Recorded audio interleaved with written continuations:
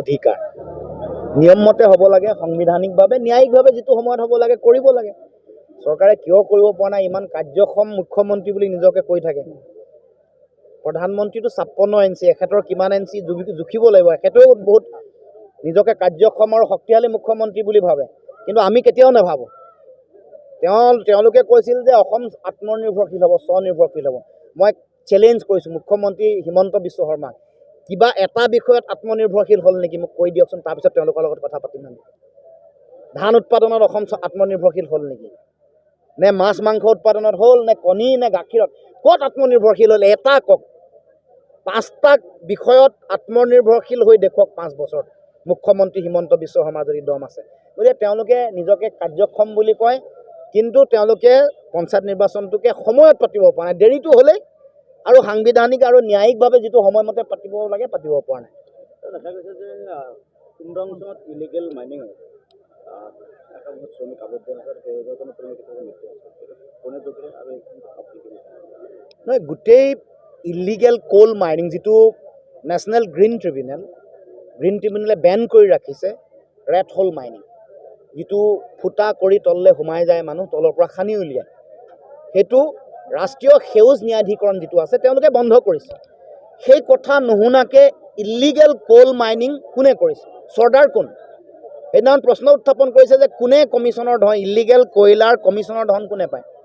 মুখ্যমন্ত্ৰীক বাদ দি তেওঁ মেইন নহ'লে কোন? মইতো যোৱাবাৰ তালিকাসহ কৈছিলোঁ কেনেকৈ চৰকাৰলৈ কেনেকৈ পইচা আহে। 65,000 ক'ৰ পৰা লয়, 70,000 ক'ৰ পৰা লয়, 75,000 ক'ৰ পৰা লয়, কোনে কালেকশ্যন কৰে?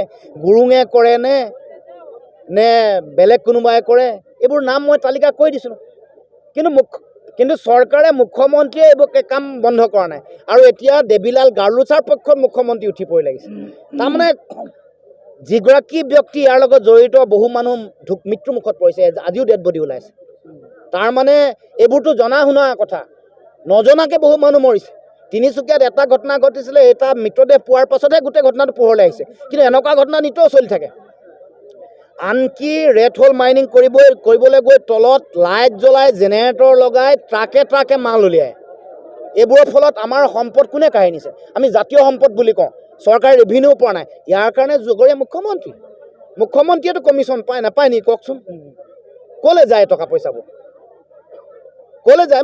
এইটো তিনিচুকীয়া কোন নাজানে? কোন অচিয়ে মানে মাঘেৰিটাৰ পৰা অহা টকা পইচা কোনে কিমান সংগ্ৰহ কৰে কিয় নাজানে নেকি? মুখ্যমন্ত্ৰীয়ে কৈছে যে এইটো অবৈধ কয়লা খনি নহয়, তেওঁ কৈছে যে এইটো পৰিত্যক্ত অৱস্থা হৈছে, দেৱলাল গাৰ্লোচা তাতে জড়িত নহয়, আজিয়ে কৈছে। আৰে প্ৰটেকশ্যন কিয় দিব? কাৰণ ডিমা হাছাও আৰু কাৰ্বি আংলং, ইয়াত যিবোৰ ইলিগেল যিবোৰ এক্টিভিটি চলে, এইবোৰৰ টকা পইচা তেওঁলোকৰ তালৈ আহে। এতিয়া পঞ্চায়ত নিৰ্বাচনতো তাতে ক'ব নহয়, দেৱীলাল গাৰ্লোচাক আৰু আমাৰ তুলিৰাম ৰংহাঙকে ক'ব পইচা দিবলৈ।